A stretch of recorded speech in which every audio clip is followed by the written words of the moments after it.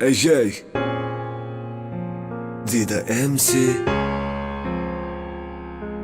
Bu Mekan çargılı Elim uzatmama seyin gülüm. Bu toy günü, bu baht günü. Yeter gel arzulara, umutlara. Senin bilen kuvansınlar ata ene. Bugün bir de ikimize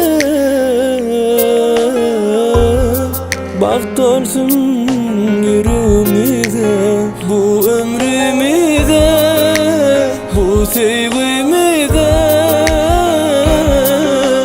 Eli bana uzat eli, dakayın ne kaydık yar sana. Bahtıma da gideri eli eli, bana uzat eli. Sana soğuk edeyim bu gülleri, uzat eli. Hani yine yakınlaş Uzat bana elin İnni bolmaz aradaş bol yarsın sen bana gelin.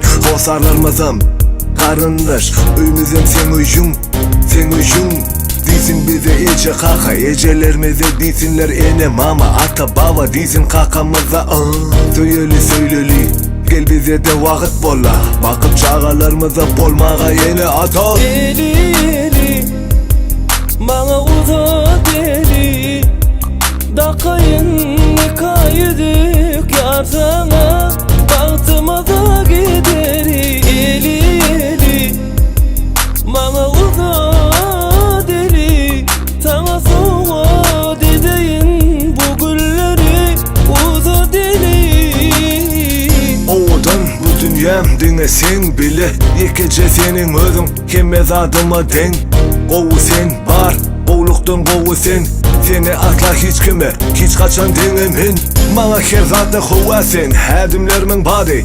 Yatmaz yürer ının, günlerimizin şadi. Yaltı yürücük yollarımam, sen bile. Batlı kemirden benim, dinle sen sevgin bile. Eli eli,